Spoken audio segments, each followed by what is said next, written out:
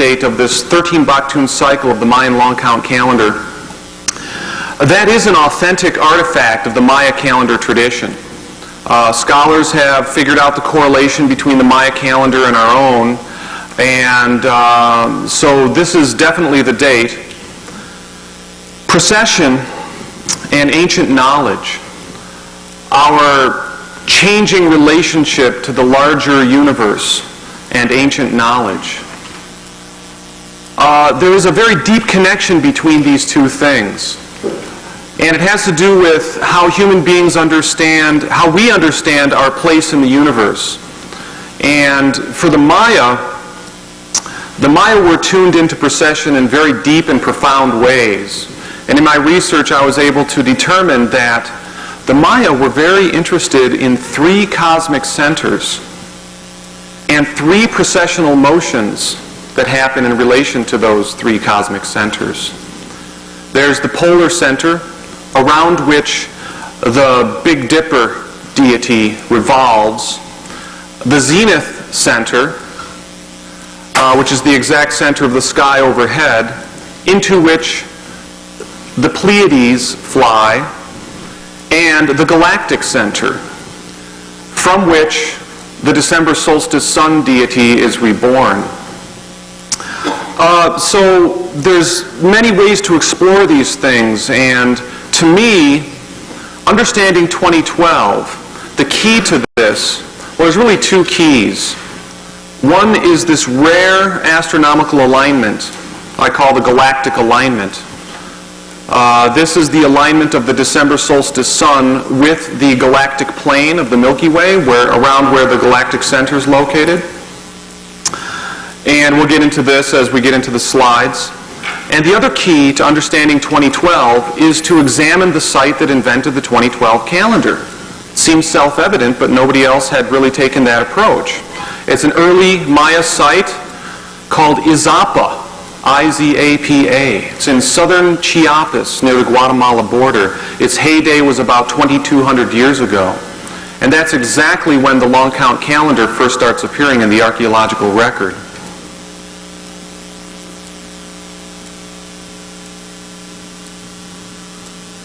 Well, my early books explored these things. Going back to the late 1980s, Maya cosmogenesis was where I sort of broke the story.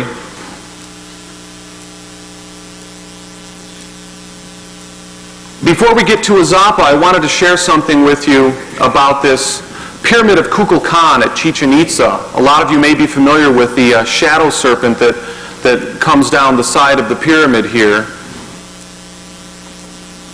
Many people journey to Chichen Itza on the equinoxes to observe this amazing hierophany when the setting sun casts a shadow against the northern stairway. And there's a serpent head carved in stone at the bottom here, and that correctly orients us to this amazing event. It happens every year in any era through the centuries.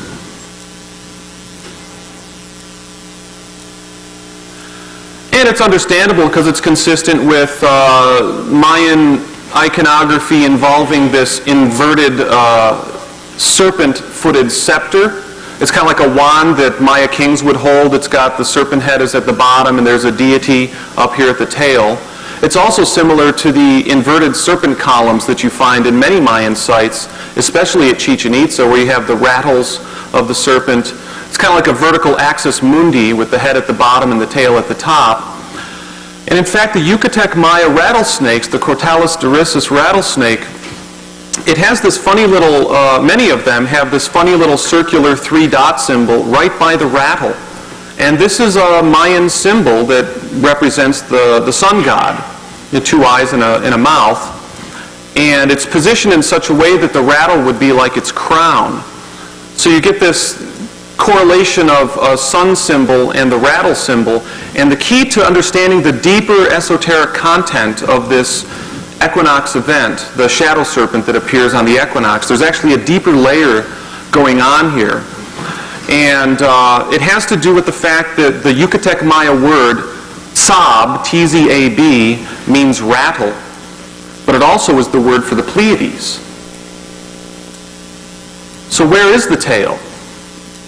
Well, it would be clearly pointing up through the center of the central chamber, up into the zenith center of the sky. And this is consistent. If you were to look at this pyramid from above, it resembles the quincunx symbol, the cosmogram used by the Maya to symbolize space, where you have the 4 directions at the corners, also correlated to the 4 world ages, with the 5th world age in the center, and that's the zenith center, which is the exact center of the sky overhead. So what you have going on with this is an invisible esoteric teaching that is pointing us to a specific era of precession, a specific precessional alignment, which is the alignment of the Pleiades, which is the rattle, the sun on the tail, pointing up into the zenith, the conjunction of the sun and the Pleiades in the zenith of the sky.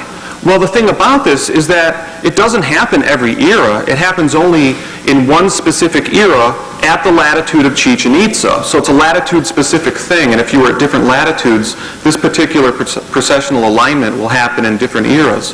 But Chichen Itza is significant for this because this alignment, this precessional alignment, happens in the 21st century. So it points to our era as a time of rare cosmic alignment. And in fact, this seems like it's coming out of right field, but it's really integrated in a coherent way with the ancient knowledge and the spiritual teachings about the return of Quetzalcoatl. Quetzalcoatl, the Maya call Kukulcan, the plumed serpent deity, he seems to first make his appearance at Teotihuacan, the early site from central Mexico, in about the 3rd century AD. And we know that Teotihuacan is oriented in certain ways to the Pleiades. And in fact, those people were called the people of the Pleiades.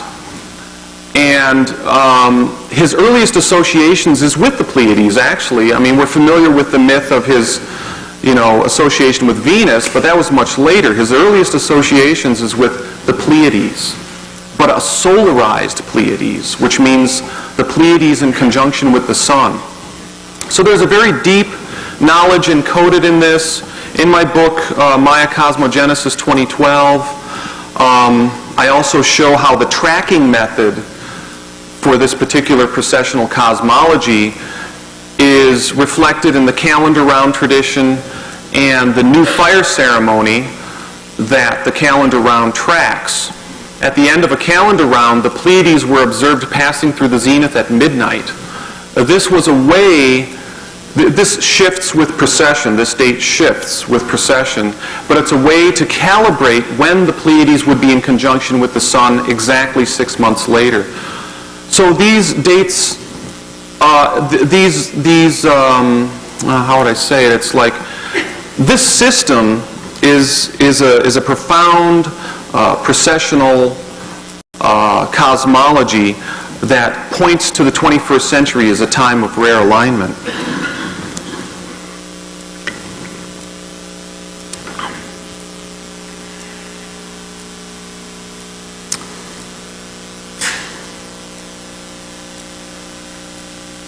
So this is the secret esoteric component of the shadow serpent that appears every equinox.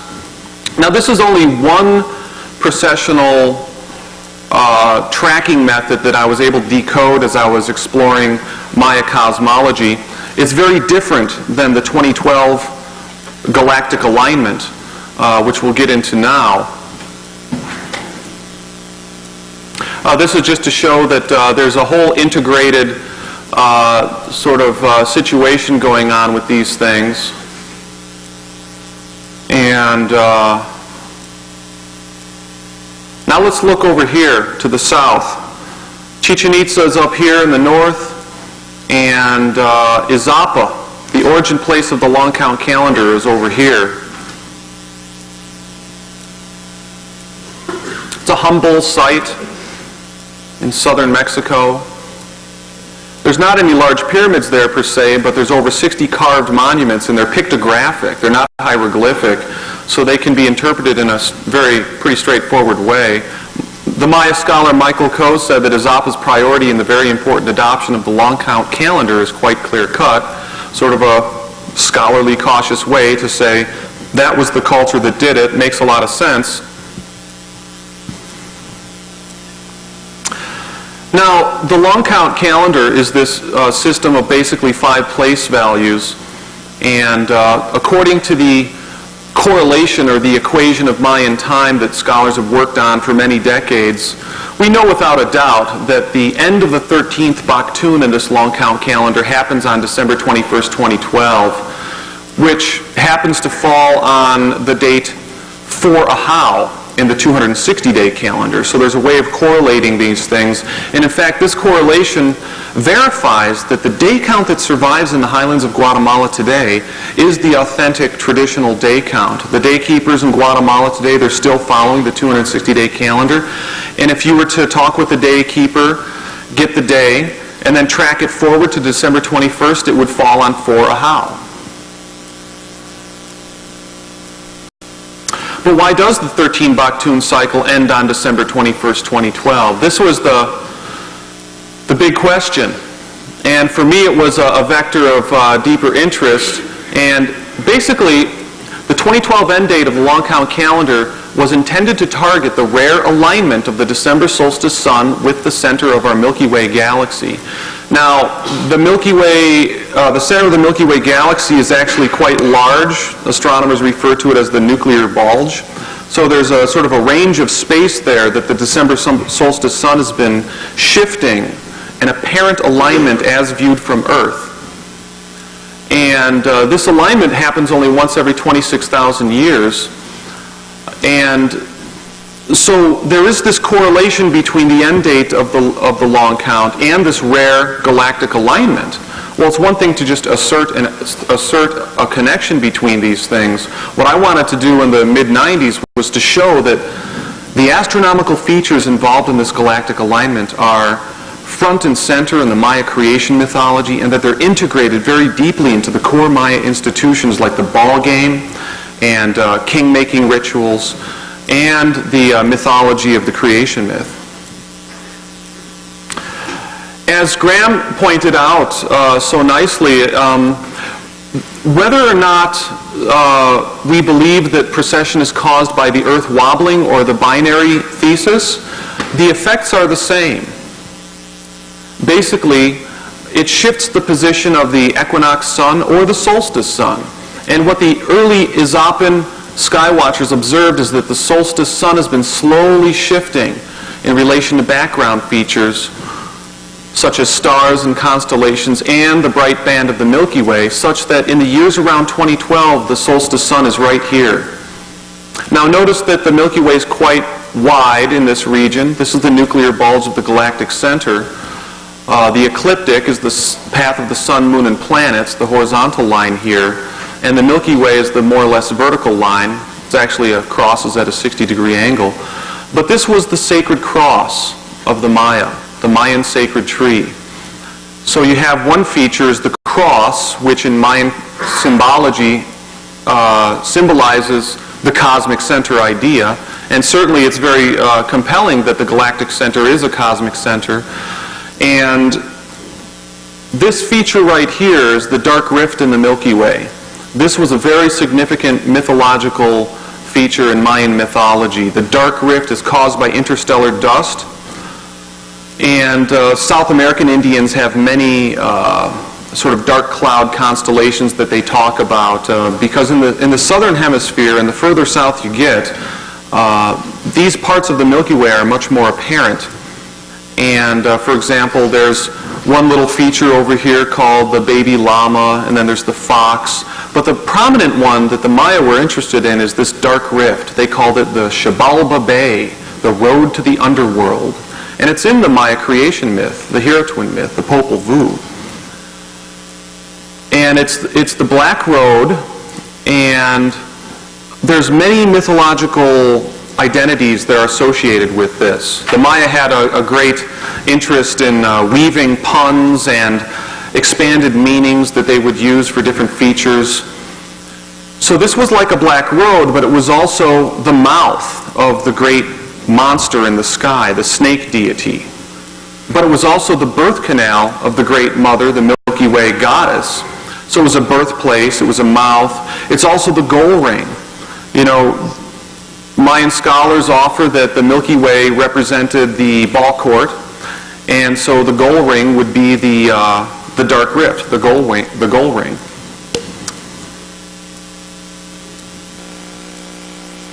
Now there's levels of precision that one can talk about with this galactic alignment.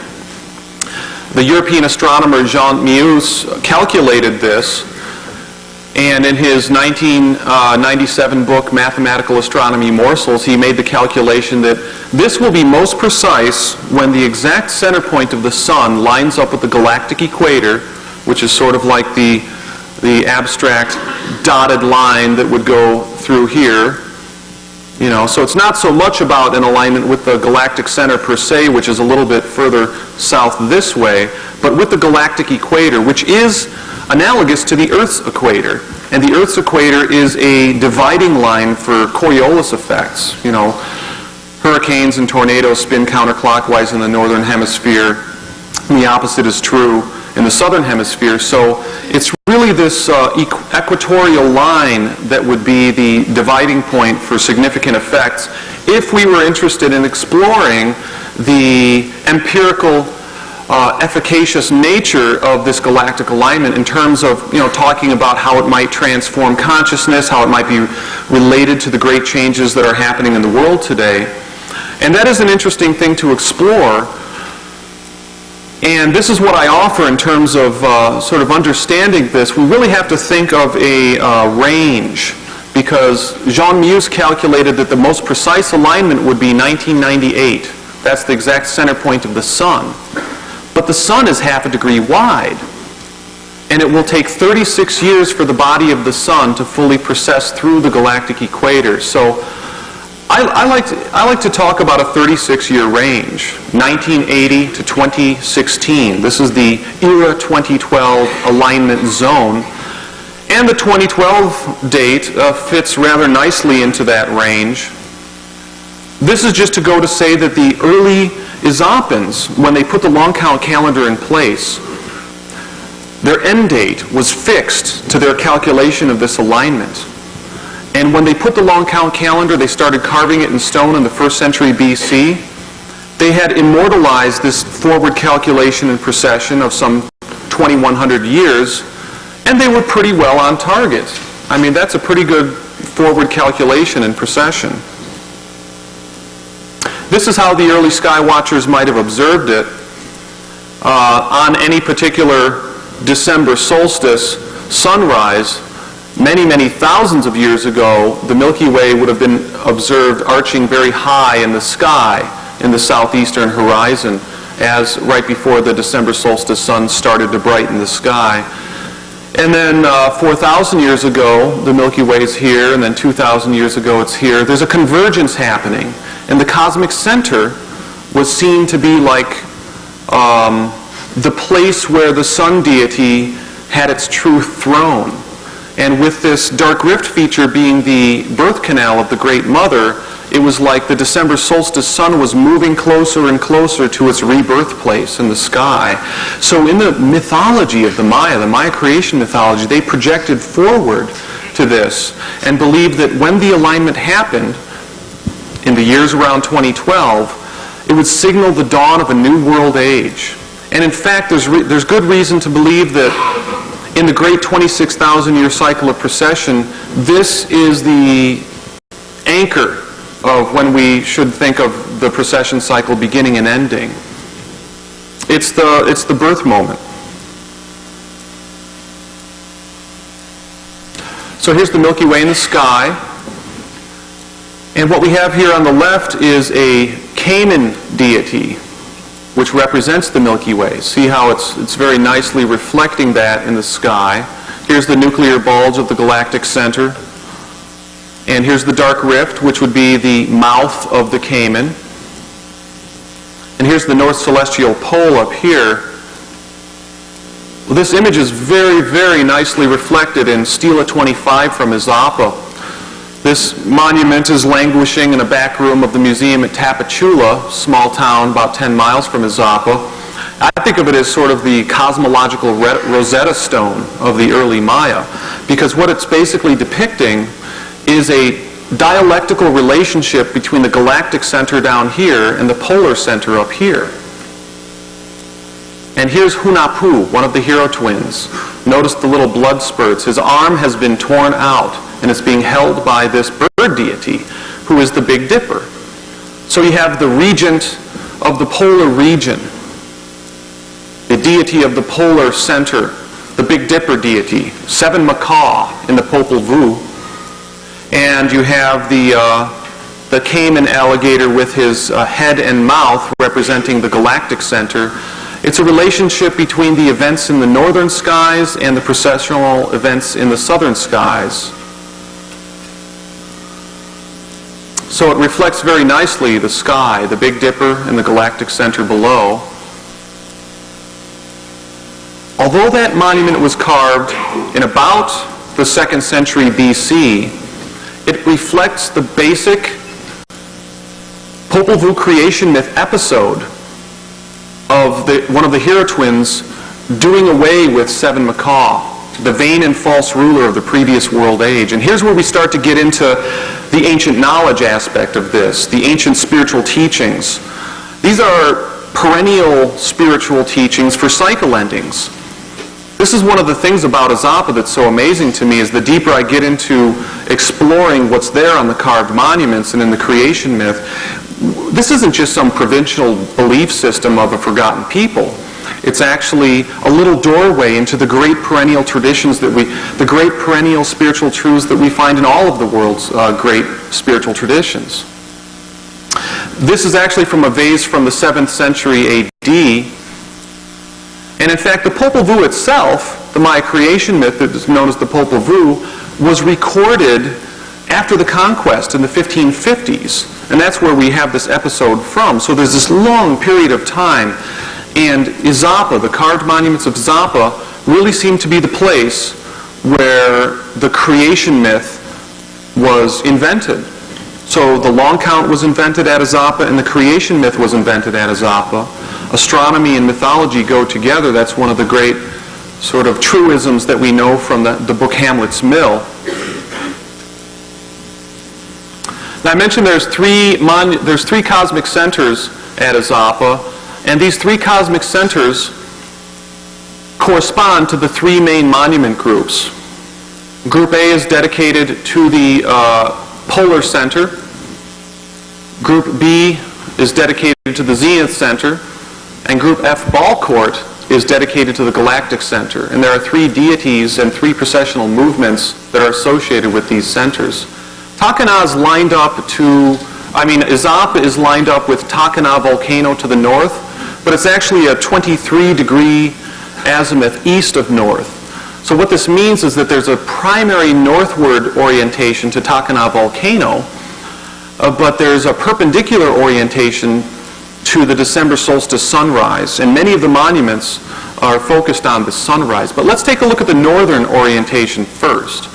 Here is Group A and some of the monuments that are covered and protected by sheds. Now, if you were standing in front of these monuments and doing rituals, like you were a daykeeper or a shaman, doing rituals on the altars here and so on, you would look off to the north, and that's where Takana volcano is. I decided to just, show you where it is. It's covered by trees, but 2,000 years ago, the trees weren't there. Now, to illustrate the movements that happen over Takana volcano, we'll move just a short distance to the right, where there's just a better view of it. And we'll make it nighttime. We'll put the North Celestial Pole, or the pole star, in. Notice how low it is on the horizon over here on the upper left. The North Celestial Pole, its altitude above the horizon is equal to your latitude. So the further south you get towards the equator, the lower the pole star gets on the horizon. At the higher latitudes, like in the far north, the pole star is almost straight overhead, and so the sky seems to spin like a great merry-go-round. But closer to the equator, it's lower, so the sky has sort of an effect of a spinning barrel. There's Tacanal volcano. There is the significant feature, the Cleft of Emergence, which is critical in the Maya creation mythology. So on a particular night, well, say 2,000 years ago, throughout the night, you would observe the Big Dipper rising right over the creation monument to the north. And that's what's encoded on these monuments. Here's the Big Dipper rising. Here's the Big Dipper falling in the west after it's gone over the pole. Here's another image of the Big Dipper falling, being sacrificed, in fact. And that's part of the creation myth. And that's part of the spiritual teaching, because the hero twins had to do away with the vain and false ruler of the previous world age, Seven Macaw. He was the vain and false ruler. He symbolizes rampant egoism, megalomania. And there's a spiritual teaching in this, because they had to put ego back into right relationship with the divine self before their father, One Hunahpu, could be reborn at the end of the age. So there's a very profound perennial philosophy encoded into this teaching for cycle endings, and the astronomy is encoded into it as well. The processional astronomy is encoded into this because, in fact, precession causes, over many thousands of years, the Big Dipper to fall further and further away from the North Celestial Pole, especially around the time when Izapa was experiencing its heyday between, say, 800 BC and 100 AD. The position of the Big Dipper fell further away from the pole star. This is what I think the myth of the fall or the demise of Seven Macaw is. It's a processional myth, falling away from his throne. Now, meanwhile, in the southern skies, you have a convergence going on between the December solstice sun and the galactic throne. Now let's compare the processional movements that are going on in the north versus the processional movements going on in the south. So each jump is about 150 years or something like that.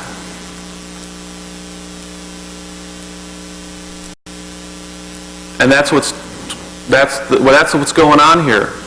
So over, say, 2,000 years, the Seven Macaw polar Big Dipper bird deity to the north is falling away from his polar throne, while the December solstice sun deity, who is the father of the hero twins, One Hunahpu, is converging with the galactic throne. So there's a beautiful sort of dual thing going on here at Izapa. I mean, I think that Izapa is just I think of it as the New World Eleusis or something. It's just this incredible site with all these orientations, and the carved monuments are reflecting these astronomical processes. Oh, let's see, I think skip over some of this. Now, Group B has 3 zenith gnomons, and they relate to this initiatory cycle.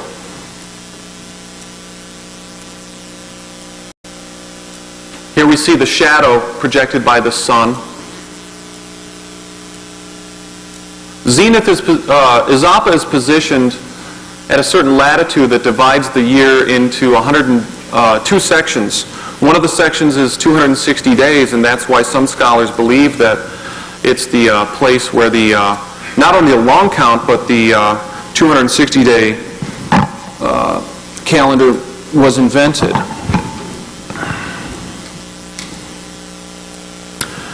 Now this to me is the slam dunk in terms of the Mayan iconography that represents the galactic alignment. Here's One Hunahpu, the father of the hero twins. He is the December solstice sun deity. This monument was found facing the December solstice sun, so another good reason to think that it represents the December solstice sun. He is in the mouth of the jaguar frog deity, which is like the road to the underworld. It's the dark rift. It's basically a picture of the December solstice sun in the dark rift in the Milky Way. Well, that happens only in the era 2012. It's the galactic alignment of 2012. Now, the cosmic symbolism of the Mayan ball game is one of the best representatives of this galactic alignment. Basically, and this comes from, straight academically accepted iconography, the December solstice sun is the game ball. It's also the head of one Hunahpu. One Hunahpu was sacrificed by the dark lords of the underworld, and his head was cut off and it was hung in the tree. And his sons, the hero twins, had to come along later, do battle with the dark lords, do away with Seven Macaw, in order to facilitate the rebirth of their father, one Hunahpu.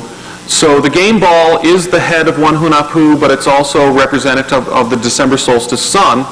And as I mentioned before, the goal ring is the dark rift. So the ball game itself is really sort of a mystery play metaphor for the astronomical alignment that culminates in 2012. The Azapan ball court I think of as ground zero of the 2012 prophecy. And there is a prophecy and there is a spiritual teaching encoded into these monuments. Notice these little seats up here. There's 6 little viewing seats that would afford a view down the lengthwise axis of the ball court, and it points right to the December solstice sunrise horizon. And there's a throne. Here's the viewing seats, and here's what you'd view down the lengthwise axis. Over the throne, there's a couple of monuments here we'll look at, to the December solstice sunrise horizon. And of course, this is the horizon where the future galactic alignment is occurring. There are 2 monuments that are the most glyphic of all the monuments. These are sort of prototypal hieroglyphs. Everything else at Azap is basically pictographic. But we do have these prototypal hieroglyphs. These also face the December solstice sunrise horizon. And scholars have interpreted this one as representing the male. It's like a phallic breechcloth here, the male principle. And this is the female principle with the circular diadem and the cleft in it, like the birth canal over here in the sky. Now, this is, to me, sort of like an indication of how they thought of this future galactic alignment. The union of cosmic mother and cosmic father, of yin and yang, of Shiva and Shakti, all the dualities in the world unified when those 2 things converge. Now this monument here on the Stela 67, it's in the middle of the northern wall of the ball court. Ball court's the Milky Way, so there it is there. It's very much like that earlier monument we looked at, but he's sitting in a canoe. He's not positioned in the mouth of the jaguar frog deity. He's sitting in the middle of a canoe. Well, in Mayan symbology, the canoe is the ball court and is the Milky Way. This sort of spectrum of mythological identities is to be understood as the rich metaphor-making capability of the Maya. They were very interested in drawing parallels between different realms. In fact, ethnographers early on, when they would come to talk about, interview the Maya about their symbolism, they would say, well, there's Venus over there. What's Venus? And they'd say, Quetzalcoatl. And then later, other ethnographers would come along and say, well, there's Venus, but instead of Venus as the morning star, they were pointing to Venus as the evening star, so the Mayan informants would say, well, that's Tezcatlipoca, which was just to say that Mayan deities represent sectors of time rather than specific objects, a deeper sort of understanding that was lost on ethnographers until years later. And they thought that the Maya were just hopelessly confused. Now, all of these symbols are very alike. You notice that you've got the sun deity in the canoe with the cleft. He's sitting in the declivity here, and the sun deity in the mouth.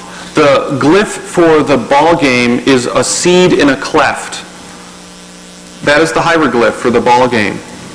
And it's also similar to the game ball and the goal ring. And it's also evocative of the end date alignment in a very nice way. And all of these things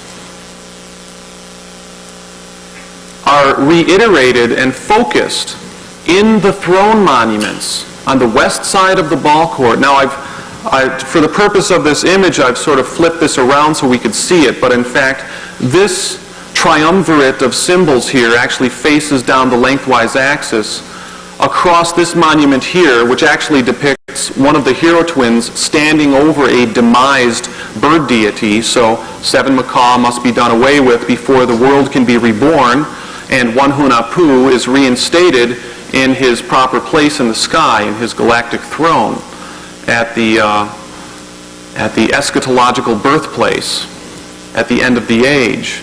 So let's take a look at these 3 monuments here, because they really encode how the early Azapans understood 2012. On the throne,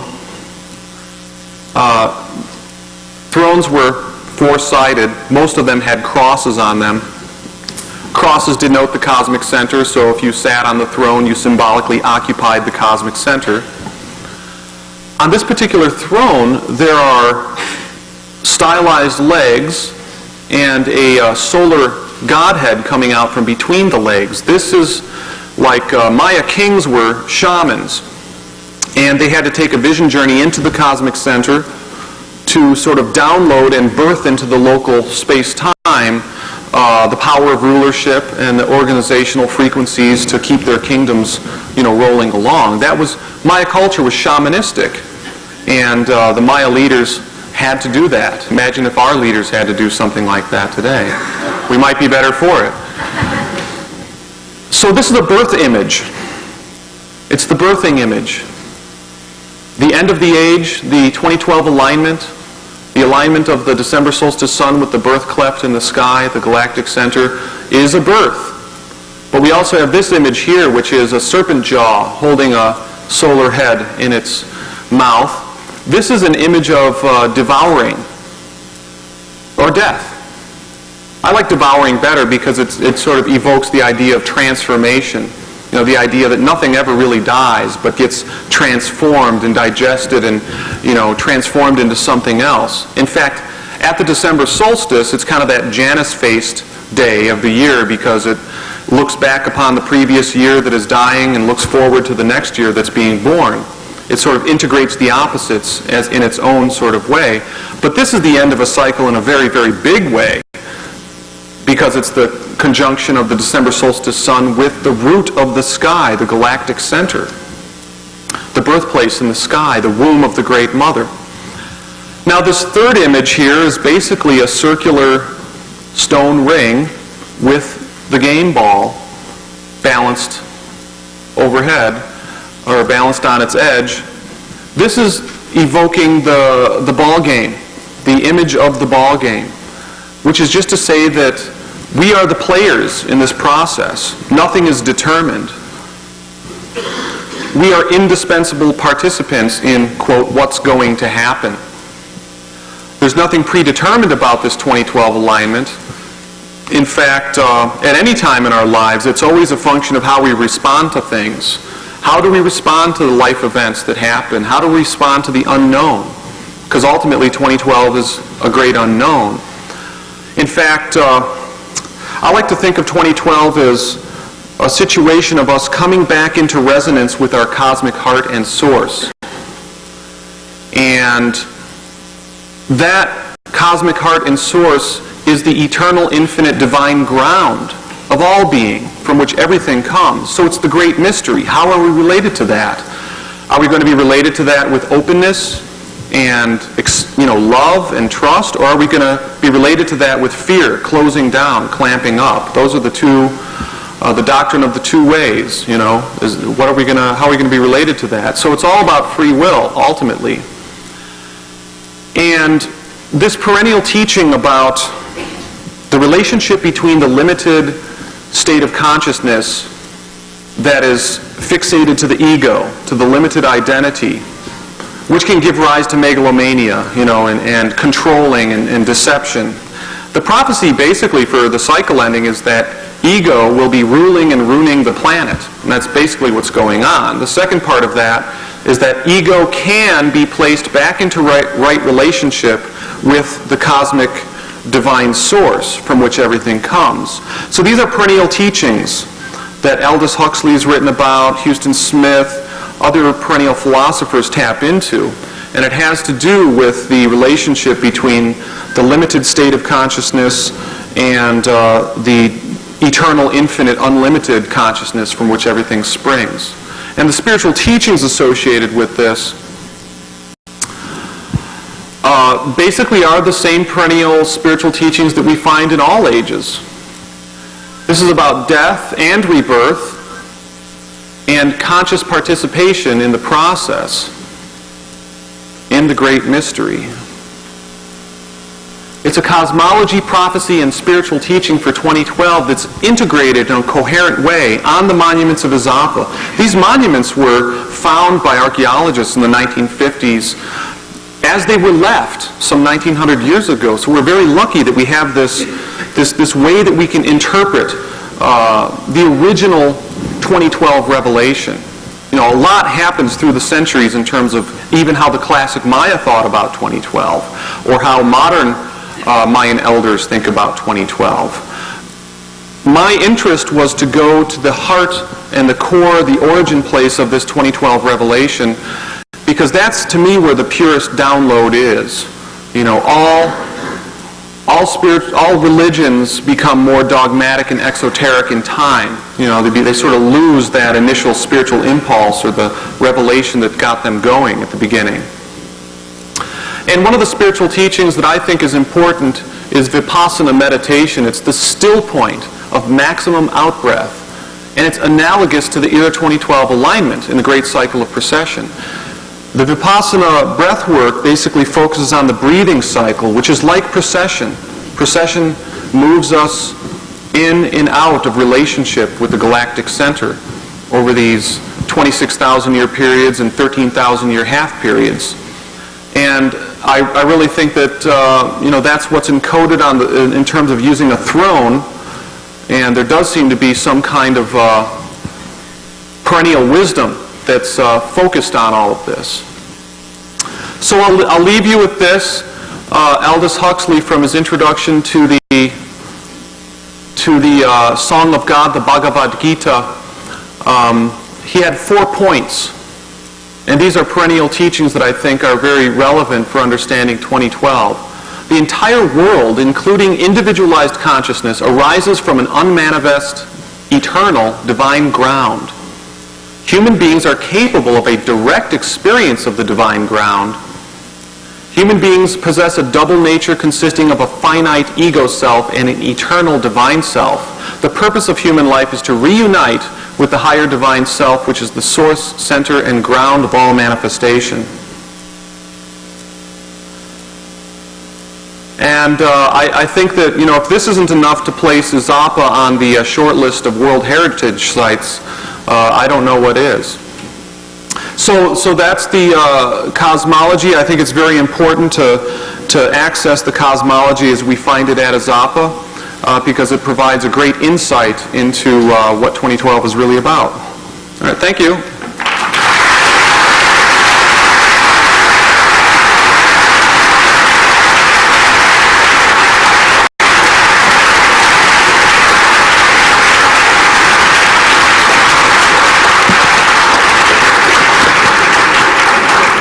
Thank you, John. That was a wonderful presentation. We're going to take a short 10-minute break, and we will be back in a few minutes with John Anthony West.